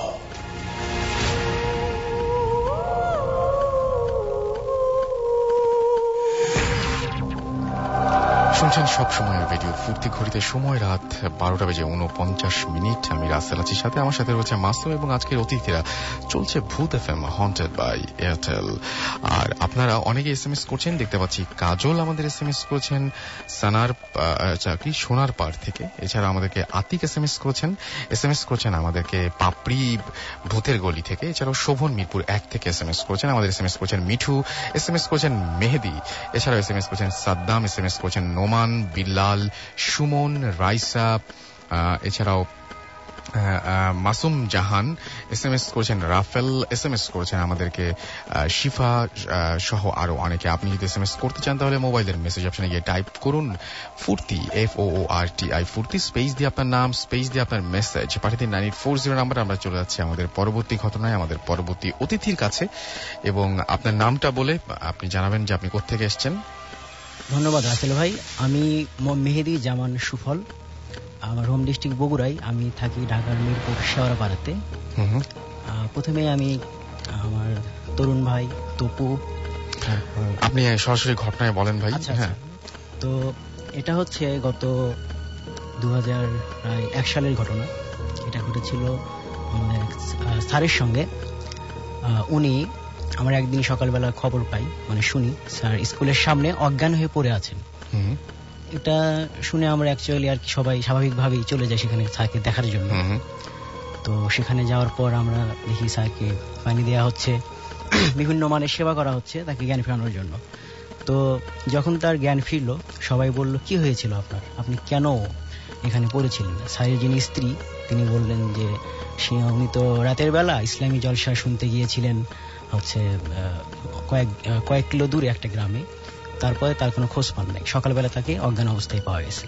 তো স্যার যেটা শোনালেন আমাদেরকে যে ঘটনাটা, সেটা অ্যাকচুয়ালি ভয় পাওয়ার মতো একটা ঘটনা, এবং সবাই ওখানে ভয় পেয়ে গিয়েছিল। স্যার নিজেও বলার সময় খুব ভয় পাচ্ছিলেন। যখন ইসলামী জলসা শেষ হয় তখন রাত 12টা পার হয়ে গেছে। স্যার বাড়ি ফিরবেন, কিন্তু এলাকার কাউকে তিনি পেলেন না, সো একাই রওনা দিলেন। আর অত রাতে রাসেল ভাই আসলে মেইন রোডে গাড়ি ঘোড়া থাকে না। তো স্যার চিন্তা করলেন আমি একটু শর্টকাটে গ্রামের মধ্যে দিয়ে যাব। আচ্ছা। তো উনি তার হাতে ছিল একটা টর্চ, পেন্সিল ব্যাটারির, যেটা তখন চলতো, এখন সেটা নাই, ছোট টর্চ, অল্প আলো হয়। তো এই টর্চ নিয়ে তিনি রাস্তা দিয়ে হাঁটছিলেন। বেশিরভাগ রাস্তায়, মানে অর্ধেকের বেশি রাস্তায় তিনি প্রায় নিরাপদেই পার হয়ে আসেন। তারপর তিনি যখন একটা জঙ্গল আছে এলাকায়, একটা নাম করা জঙ্গল, ওই জঙ্গলের কাছে আসেন, তখন একটা কান্নার শব্দ, বাচ্চা কোনো মেয়ে কাঁদছে এরকম একটা কান্নার শব্দ তিনি শুনতে পান। তিনি কৌতূহলী হয়ে জঙ্গলের ভিতরের দিকে যেতেই দেখতে পান লাইট দিয়ে যে একটা মেয়ে, 7 থেকে 8 বছরের একটা মেয়ে, 2 হাঁটুর মধ্যে মাথা দিয়ে উপর হয়ে গঙ্গানের মতো করে কাঁদছে। তিনি জিজ্ঞাসা করেন, এই মেয়ে তুমি কে, এখানে কি করছো, তুমি এখানে কাঁদছো কেন? তখন মেয়েটা কোনো কথা না বলে মাথাটা উঠায়, হাঁটু থেকে মাথাটা উপরে উঠায়, এবং স্যার তখন তার টর্চের লাইটটা তার মুখে ফোকাস করেন, এবং ফোকাস করা মাত্রই চমকে উঠে খেয়াল করেন যে মানুষের মাথার পিছনের দিকটা যেমন হয়, এই মেয়েটার সামনের দিকটাও ঠিক তেমনই, চোখ, মুখ, নাক, এমনকি কান কিচ্ছু নেই, উল্টা করা পাতিলের মতো গোল। এটা দেখার পর উনি তো ভয় পেয়ে যান, ওখান থেকে দৌড় দেন। দৌড় দেওয়ার পরে ওনার হাত থেকে টর্চটা পড়েও যায় একসময়। তো উনি চিন্তা করেন যে আমি এই রাস্তা দিয়ে আর যাবো না, আমি হচ্ছে মেইন রোড ধরে যাব। সেখানে মেইন রোডে উঠলে, এখন হিন্দু পাড়া আছে, তো ওখানে উঠলে হয়তো কারো হেল্প পাওয়া যেতে পারে। এটা মানে মনে করার পর স্যার ওখানে গেলেন। যাওয়ার পর দেখলেন যে কেউ একজন তার দিকে আসছে ওই মেইন রোডে হিন্দু পাড়ার কাছে। তিনি দূর থেকে একটু অন্ধকার যখন চোখে সয়ে আসলো, তখন তিনি খেয়াল করলেন যে ধুতি পরা একটা লোক। লোকটা কাছে আসতেই লোকটাই জিজ্ঞাসা করলো যে স্যার আপনি এখানে এত রাত্রে? তখন স্যার বলল, আমি একটা মেয়েকে দেখলাম, যে মেয়েটার তো আসলে স্বাভাবিক মুখমণ্ডল ছিল না, চেহারা ছিল না। এটার হচ্ছে মানুষের মাথার পিছন দিকটা যেমন, সামনের দিকটাও তেমন, এরকম মানে গোলাকার একটা অদ্ভুত, যেটা ভয় পাবার মতো এরকম। এটা বলতে বলতে স্যার লক্ষ্য করলেন যখন লোকটা আরো কাছে চলে এসেছে এবং তার আরো স্পষ্ট হয়েছে চেহারাটা, তখন স্যার লক্ষ্য করলেন যে এই লোকটার মাথাটাও মুখটাও ঠিক একই রকম, কথা বলতেছে কিন্তু তার মুখ নেই, নাক নেই, চোখ নেই, কান নেই, শুধু চারপাশেই গোল। স্যার তখন ওখানে দাঁড়াবার সাহস পান নাই, ধানের জমির মধ্য দিয়ে তিনি মানে দৌড় দেন। দৌড় দিয়ে তিনি ঠিক স্কুলটার কাছে গিয়ে ওঠেন। তিনি যখন ওখানে একটু হাঁপাচ্ছেন, হাঁটুতে হাত দিয়ে একটু হাঁপাচ্ছেন, মানে স্কুলের কাছে আসা একটু ভয় কমে গেছে, তার কাছাকাছি চলে আসে, তিনি হাঁপাচ্ছেন, তখন দেখেন যে নাইট গার্ড, এলাকার যে নাইট গার্ডটা তার কাছে আসছে।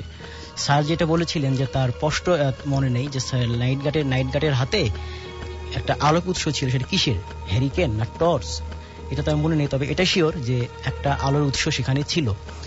তো নাইট গার্ডটার হাতে যেহেতু আলো ছিল, তার চেহারাটা দেখা যাচ্ছিল না। অ্যাকচুয়ালি এটাই হয়, যার হাতে আলো থাকে অন্ধকারে তার চেহারাটা দেখা যায় না। তো স্যারকে সে বলে, স্যার আপনি এত রাত্রে এখানে আপনি খুব ক্লান্ত দেখাচ্ছে, বিমর্ষ দেখাচ্ছে। তখন বলে যে তুমি বিশ্বাস করবে না, আমি এমন দুইটা জিনিস দেখে আসছি, দুইটা লোককে, একটা মেয়েকে একটা মধ্যবয়স্ক লোককে, যাদের মাথা এরকম গোল, ওইরকম বর্ণনা দিলেন যে চতুর্পাশেই গোল, নাক মুখ কান কিচ্ছু নেই, অদ্ভুত, আমি ভয় পেয়ে গেছি, তোমাকে বিশ্বাস করতে পারবো না, তুমি আন্দাজও করতে পারবো না কেমন এটা। তখন ঠিক ওই মুহূর্তেই তার হাতের যে আলোক উৎসটা ছিল নাইট গার্ডের হাতের, সে তখন তার মুখের কাছে এইভাবে ধরার পর সে বলে, স্যার দেখেন তো এরকম কিনা। তখন দেখা গেল যে তারও মুখমণ্ডল একই রকম। তখন তো স্যার প্রচন্ড ভয় পেয়ে গেলেন। ভয় পাওয়ার পর উনি আর সেন্স ধরে রাখতে পারেন নাই, তার সেন্সলেস হয়ে যায়। তিনি তখন তারপর তিনি আর বলতে পারেন না, আমরা তাকে তার পরবর্তীতে অবস্থায় পাই আর কি। আচ্ছা ভাই, এটা আমার ঘটনা। ওকে, আপনাকে অনেক ধন্যবাদ আপনার ঘটনার জন্য। আমরা দেখতে পাচ্ছি যে বেশ কিছু এসএমএস অলরেডি আমাদের কাছে চলে এসছে। আমরা পরবর্তী ঘটনায় যাবার আগে সেই এসএমএস গুলো কিছু পড়ে ফেলতে চাই। রাত্রি আমাদের এসএমএস করেছেন, তার কাছে অনেক ভয় লাগছে ভাইরাস, এবং অপু আমাদের এসএমএস করেছেন আমাদেরকে দেখতে পাচ্ছি নিকট ময়মনসিং থেকে এসএমএস করেছেন, এবং তিনি বলছেন যে করব না আর ভয়, করব এনজয়। ওকে, তৌসিফ আমাদের এসএমএস করেছেন, তিনি বলছেন আই লাইক ইট, এবং আমির চিটাগং থেকে এসএমএস করেছেন, তিনি বলছেন যে ভূত এফএম জোস হচ্ছে। আর এছাড়া আমাদেরকে টায়াস এসএমএস করেছেন ঢাকা থেকে, আমাদেরকে সাকিব শিকদার ওয়ারিদ ঢাকা থেকে এসএমএস করেছেন আমাদেরকে আলামিন নারায়ণগঞ্জ থেকে, লিখেছেন হ্যাপি নিউ ইয়ার।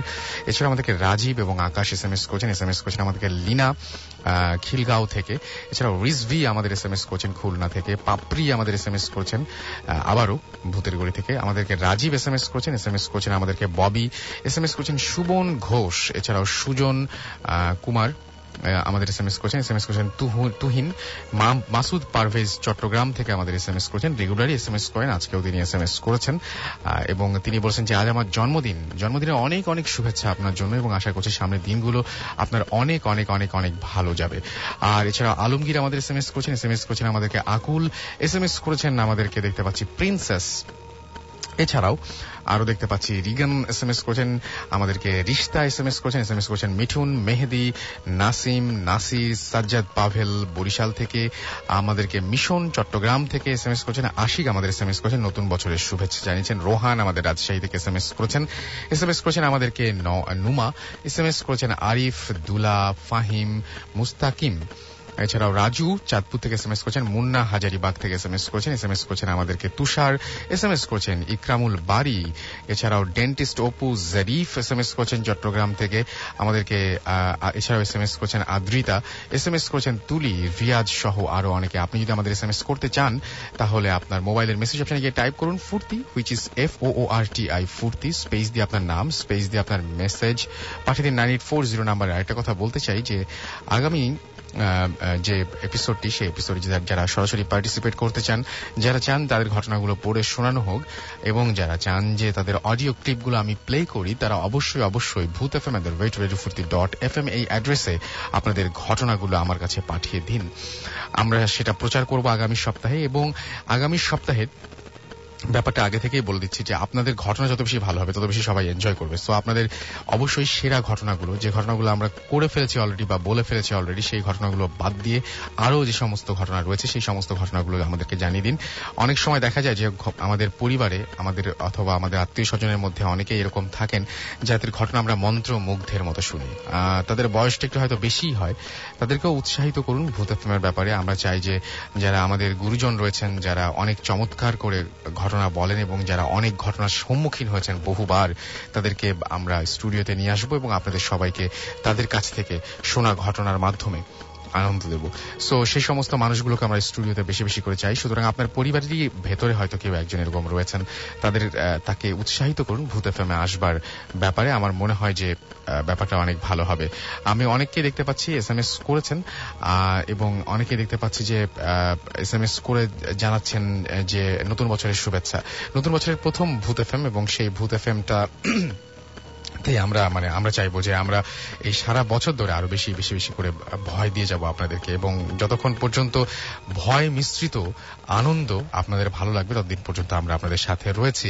ঘড়িতে সময় রাত 1টা। জানিয়ে দিচ্ছি যে আজকের এই এপিসোডটি আনফরচুনেটলি যদি কেউ মিস করে ফেলেন তাহলে চিন্তার একেবারেই কারণে আপনি এয়ারটেল এম রেডিওর মাধ্যমে আবারও এপিসোডটি শুনতে পাবেন। সেজন্য আপনাকে যেটা করতে হবে, আপনার এয়ারটেল নাম্বার থেকে ডায়াল করতে হবে 4040, সিলেক্ট করতে হবে চ্যানেল 22। দেখবেন যে একের পর এক বিভিন্ন এপিসোডের অপশন আপনাকে দেওয়া হচ্ছে। যে এপিসোডটি আপনি মিস করেছেন বা যে এপিসোডটি আপনি পুনরায় শুনতে চান, সেই এপিসোডটি আপনি আবারও চাইলে শুনতে পারেন। Now listeners can get Bhoot FM tune as their caller tune, my tune, যেটা এখন মাসুম প্লে করছে, এবং Bhoot FM tune code is 92125 and you can activate it by sending a SMS. Type CT space 92125 and send it to 3123. ব্যাস হয়ে যাবে এই টিউনটি আপনার tune.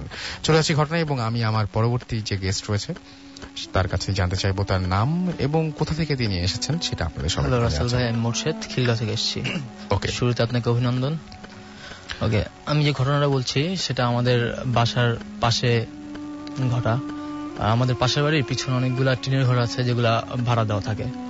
সেখানে একটা ফ্যামিলি থাকতো, একটা মহিলা এবং তার হাজবেন্ড সহ থাকতো, আর মহিলাটা প্রেগনেন্ট ছিল। এখন মহিলাটা একদিন রাতে স্বপ্ন দেখতে পায় যে কেউ একজন বলছে যে তুমি তোমার বাচ্চাটাকে আমাকে দিয়ে দাও। এখন মহিলাটা স্বপ্নেই না বলে, আর এরপর আর কি স্বপ্নের মধ্যে তাকে আবার বলে যে আমি তো তোমার বাচ্চাটাকে নিয়ে যাব, তুমি রাখতে পারবে না, নিয়ে যাব। যাই হোক, তখন স্বপ্ন ভেঙে যায়, আর এরপর সে আর ঘটনাটা পাত্তা দেয় না। এর কিছুদিন পরের ঘটনা, একদিন তার হাজবেন্ড রাতে বাসায় ছিল না, সে একা ছিল বাসায়। রাত 2-2:30টার দিকে সে বাথরুমে যাওয়ার জন্য রুম থেকে বের হয়। আমি বলে রাখি যে তাদের রুম থেকে বাথরুমটা একটু দূরে ছিল। এখন সেই রুম থেকে বের হয়ে যখনই একটু সামনে গেল, তখনই সে ফিল করলো যে পিছন থেকে কেউ একজন তার উপর লাফ দিছে, আর তখনই সে সেন্সলেস হয়ে যায়। এরপর যখন সেন্স ফিরে তখন তাকে জিজ্ঞেস করা হলো কি হয়েছে, মানে সকালবেলা যখন তাকে পায় তার হাজবেন্ড বললো যে কেউ একজন তার উপর লাফ দিয়ে তাকে ধরছে এবং তার সারা শরীরে লোমের মতো ছিল। আচ্ছা, আর সেদিনই বিকালবেলা তাকে ডাক্তারের কাছে নিয়ে যাওয়া হয় এবং ডাক্তার বলে যে তার যে বাচ্চাটা ছিল, বেবিটা মারা গেছে। এর কিছুদিন পরের ঘটনা আমি বলছি, যেটা আমাদের পাশের বাসার ঘটনা। এটা আমাদের ছাদে ঘটা আমার সাথে। একদিন দুপুরবেলা আমি ছাদ থেকে আর কি বাথরুমে গোসল করে বের হয়েছি।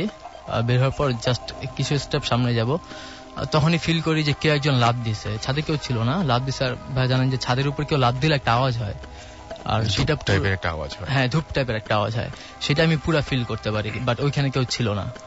তখন আমি দৌড়ে রুমে চলে যাই। ঘটনা এখানে শেষ নয়, এই যে এটাকে আরেকজন দেখছে, সেটা হলো আমাদের দুতলা যে ভাড়াটিয়া থাকতো সোহেল ভাই। সে একদিন মানে বাসায় একা ছিল, তার বাসায় কেউ ছিল না, একা ঘুমাচ্ছে, তার রুমে লাইট বন্ধ। এখন তার রুমে লাইট বন্ধ, কিন্তু বারান্দায় একটা ডিম লাইট ছিল। সো মানে সে শুয়ে আছে, বাট চোখটা তার খোলা। এখন হঠাৎ করে খেয়াল করলো যে কেউ একজন তার যে দরজাটা ভিড়ানো ছিল সেটা আস্তে আস্তে খুলছে।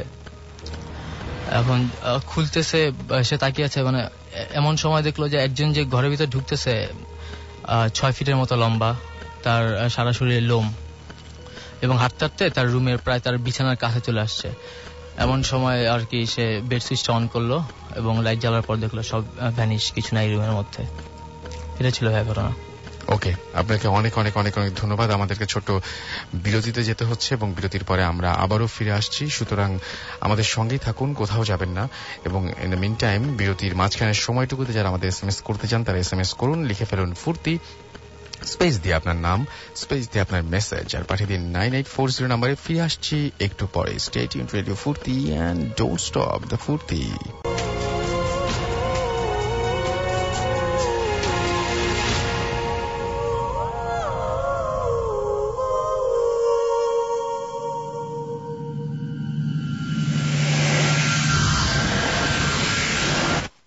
FM haunted by Airtel.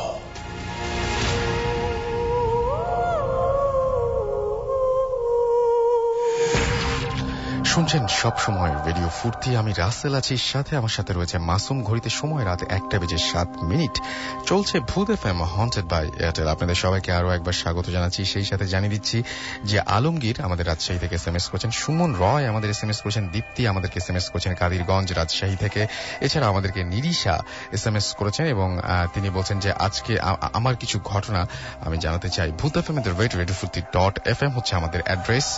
এই অ্যাড্রেসে আপনি নাম, ঠিকানা এবং ফোন নাম্বার সহ আপনার ঘটনা পাঠিয়ে দিন এবং জানিয়ে দিন যে আপনি আপনার ঘটনাটি কি স্টুডিওতে এসে শেয়ার করতে চান, নাকি আপনি চান যে আপনার ঘটনাটি আমরা পড়ে শোনাই। আর যদি আপনি দেশের বাইরে থেকে আমাদের কোনো ঘটনা শেয়ার করতে চান, তাহলে সেক্ষেত্রে আপনি কিন্তু আপনার ঘটনাটি লিখে পাঠাতে পারেন, বা সবচেয়ে ভালো হয় যদি আপনি সেটা রেকর্ড করে আমাদেরকে অডিও ক্লিপটি পাঠিয়ে দেন এবং সেই ঘটনাটির মান যাচাই করে যদি সত্যি আমাদের ভালো লাগে এবং অন্য সবার চাইতে আপনার ঘটনাটি যদি আলাদা হয়, তাহলে ডেফিনেটলি আমরা সেটা প্লে করব বা সেটা প্রচার করব।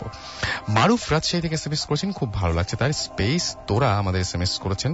এছাড়াও এসএমএস করেছেন আমাদেরকে ফাতেমা বয়রা থেকে এবং তার খুব ভয় লাগছে এটা জানিয়েছেন। জাহিদ এবং তাহমিদ আমাদের এসএমএস করেছেন আমাদেরকে দোলন, তারও ভয় করছে। রাব্বি আমাদের এসএমএস করেছেন শিফাত, এসএমএস করেছেন কাল্পনিক ঘোস্ট, এসএমএস করেছেন সোহেল রানা, এসএমএস করেছেন জাহিদ সূর্যসন, এছাড়াও সুরঞ্জন মন্ডল আমাদের এসএমএস করেছেন। অর্পি আমাদের এসএমএস করেছেন, জানিয়েছেন নতুন বছরের শুভেচ্ছা। স্যাম আমাদের এসএমএস করেছেন মাহমুদ মিরপুর থেকে। আরিফ আমাদের এসএমএস করেছেন। তৃষা এসএমএস করেছেন, আজকে ভূত এফএম তিনি শুনছেন এবং তিনি এছাড়াও মিনহাজ বাবু, রিপন, তাসিন মিরপুর রূপনগর থেকে আমাদের এসএমএস করেছেন। সেলিম আমাদের এসএমএস করেছেন হালিশহর চিটাগং থেকে। নাজম আমাদেরকে নিঝুম আমাদের এসএমএস করেছেন রাজশাহী থেকে। সানি আমাদের এসএমএস করেছেন ঘোস্ট, এছাড়াও এসএমএস করেছেন নাজমুল ও বাবু মিরপুর 1 থেকে। শাহরুখ মানিক আমাদের এসএমএস করেছেন আমাদেরকে আলামিন, এসএমএস করেছেন আমাদেরকে আশফাক, এছাড়াও এসএমএস করেছেন আমাদেরকে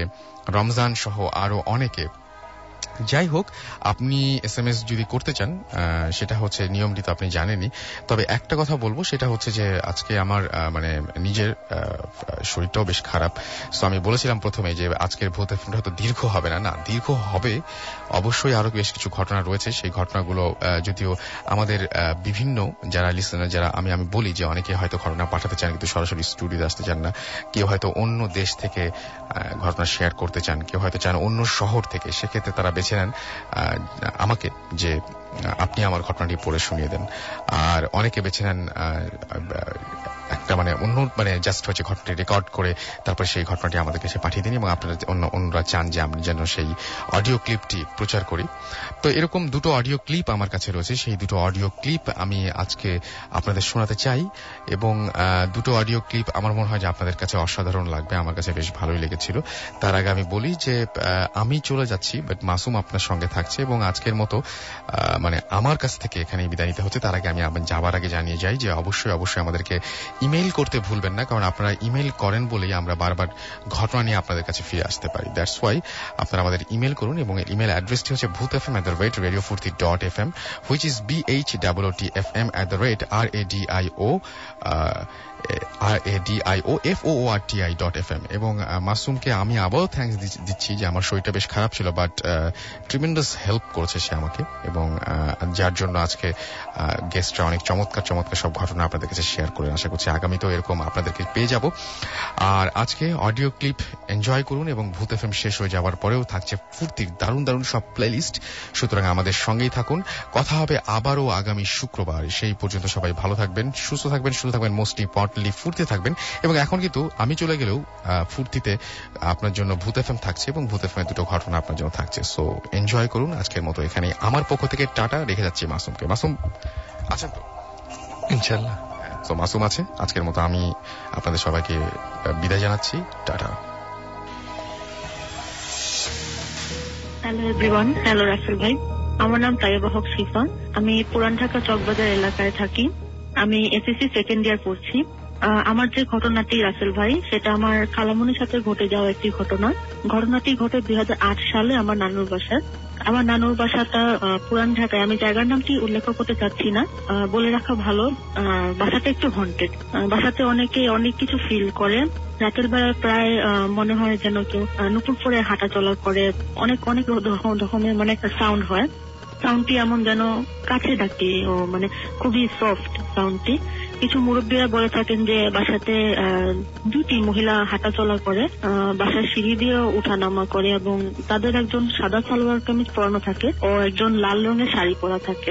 তারা কে এবং কি চায় তা এখনো কেউ ব্যাপারটা বুঝে পায়নি রাসেল ভাই। তো একদিন আমার খালামণি বিয়ের কয়েক সপ্তাহ পর তিনি তার মার বাড়ি বেড়াতে আসেন, মানে আমার নানুর বাসায়।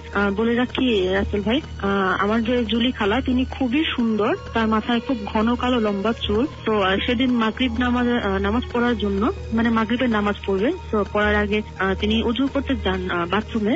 উজু করার মানে শেষ হওয়ার পর জুলি খালা বাথরুম থেকে মানে বের হয়ে আসার পথে হঠাৎ তিনি দেখতে পান যে এক লাল শাড়ি পরা মানে সেই মহিলাটা, লম্বা এক মহিলা তার দিকে তাকিয়ে তার সামনে হেঁটে আসছিল। এবং সেই নুপুরের সাউন্ডটি রাসেল ভাই মহিলার সামনে থেকে মানে খুব সুন্দর ভাবে বয়ে আসতেছিল। নুপুরের শব্দ শুনতে পেয়ে খালামণি এক পর্যায়ে সেই মহিলার পায়ের দিকে লক্ষ্য করে দেখতে পান যে পা দুটো ছিল রাসেল ভাই উল্টো, ও লাগছিল যেন একটি কঙ্কালের পা, কঙ্কালের পায়ের মতো লাগছিল, মানে হাড় এরকম খুব মানে যেমন নোংরা টাইপের কালো কালো লাগতেছিল, যেন কোনো চামড়া নেই পাতে, শুধু হাড় এরকম। খালামণি যেভাবে আমাদের বর্ণনা দিল তার চেহারা কিছুই বোঝা যাচ্ছিল না রাসেল ভাই, শুধু লাগছিল একটা কালো ডার্ক একটা ফেস ওনার সামনে খুব দ্রুত এগোচ্ছিল, এবং তিনি খুব অদ্ভুত একটা পচা গন্ধ পাচ্ছিলেন রাসেল ভাই। সো ঘটনাস্থলে তিনি চিৎকার করে অজ্ঞান হয়ে পড়েন। যখন তার জ্ঞান আসে তখন তিনি এই ভয়ঙ্কর ঘটনার কথা সবাইকে জানান। এখন তিনি ভালো আছেন, তার কোনো ক্ষতি হয় নাই। তবে ঘটনার 3-4 দিন পর রাসেল ভাই খালামণি ঘুমে থাকার অবস্থায় তার কানে লাগছিল কি যেন মহিলার কণ্ঠে তার নাম ধরে ডাকছে। বলে রাখি রাসেল ভাই, রিসেন্টলি আমার বড় খালা মারা যাবার পর তাদের আনাগোনা মানে আরো বেড়ে যায়, তাদের উপস্থিতি আরো বেড়ে যায়। মানে কি চায় রাসেল ভাই, এখনো আমরা কেউ মামারা অনেকে মানে হুজুর দিয়ে বাসায় অনেক মিলাদ পড়ানো হয়, তাও রাসেল ভাই ওনারা এখনো উপস্থিত আছে বাসায়। বাসার প্রত্যেকটা কাজের বুয়ারাও সেই দুইজনকে দেখেছে, তাদের হাঁটা এমন যেন ভাসছে, যেন একটা মানুষ হাঁটলে যেমন উঁচু নিচু হয়, কিন্তু ওদের হাঁটটা যেমন যেন ভেসে যাচ্ছে বাতাসে, এরকম একটা লাগে। সেই দুইটি মহিলা এখনো আমার নানু বাসায় আছে রাসেল ভাই, এখনো রাতের বেলা নুপুরে শব্দ শোনা যায়, নিশি রাতে তারা এখনো হাঁটা চলা করে। এই ছিল আমার ঘটনা রাসেল ভাই।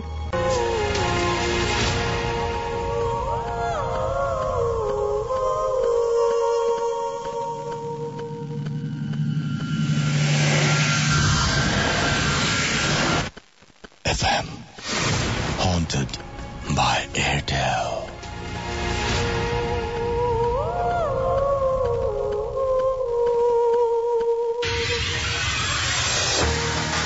হ্যালো রাসেল ভাই, আমি শুভ ফ্রম ইন্ডিয়া। কিছুদিন আগে আমি বাংলাদেশ গেছিলাম ঘোরার জন্য, তো ওখানে গিয়ে আমি ভূত এফএম এর খুবই একটা বড় ফ্যান। এখন ইন্ডিয়াতে আসার পরে ভূত এফএম এর কোনো এপিসোড আমি মিস করি না, আমি নেট থেকে রেকর্ডিং ভার্জন গুলো নামিয়ে রোজ শনিবার শুনি। তো আমার সাথে ঘটে যাওয়া এক ঘটনা ইন্ডিয়ার মধ্যে, যেটা আপনাদের সাথে শেয়ার করবো। ইন্ডিয়াতেই এখানে আমি একটা দোকানে জব করছি। এখানে কিছুদিন প্রায় 1 মাস যাওয়ার পর আমার একটা ফ্রেন্ড হলো, মানে সে দোকানে প্রায় আসতো, 1 দিন 2 দিন বাদ মানে রেগুলারই আসতো, আমার কাছ থেকে গান নিয়ে যেত। তো কখনো কখনো ধার নিত আর কি, মানে যে বলতো যে আজকে গান করে দাও, আমার কাছে পয়সা নিয়ে আমি তোমার কালকে এসে দিয়ে দেবো, এরকম বলতো, আমি দিয়ে দিতাম। প্রায় আসতো, সেটা বেশি ঘনিষ্ঠ হয়ে গেল, আমার মানে ফ্রেন্ডস হলো আর কি আমারও। তো ও আমাদের বাড়িতে যেত, আমি ওদের বাড়িতে যেতাম, এভাবে ওনার মার সাথে আমার পরিচয় ছিল।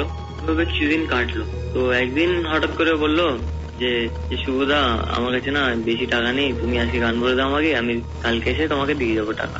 ঠিক আছে। তো ও গানটা নিয়ে বাড়ি চলে গেল। পরের দিন দেখলাম ও আসলো না, রাত হয়ে গেল। আমি যেন বসেছিলাম, আমি প্রায় 10টা পর্যন্ত বসে থাকতাম ওর জন্য, বসেছিলাম, কিন্তু আসলো না।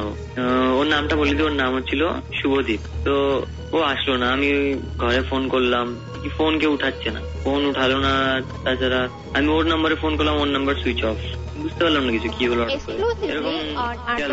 মানে পরের দিন আমি ভাবলাম কেউ আসছে না কেন, ঘরে ফোন করছি কেউ ফোন উঠাচ্ছে না, বুঝতে পারছি না ব্যাপারটা। তা সেদিনকে বিকেল বেলায় বিকেল বেলায় ও দেখি আসলো, এসে আমাকে টাকাটা দিল। তো আমি ওর মধ্যে যে ভাবটা দেখলাম, একদম ইমোশনালি ভাবছিল ওর মধ্যে, কোনো কথা নেই বার্তা নেই।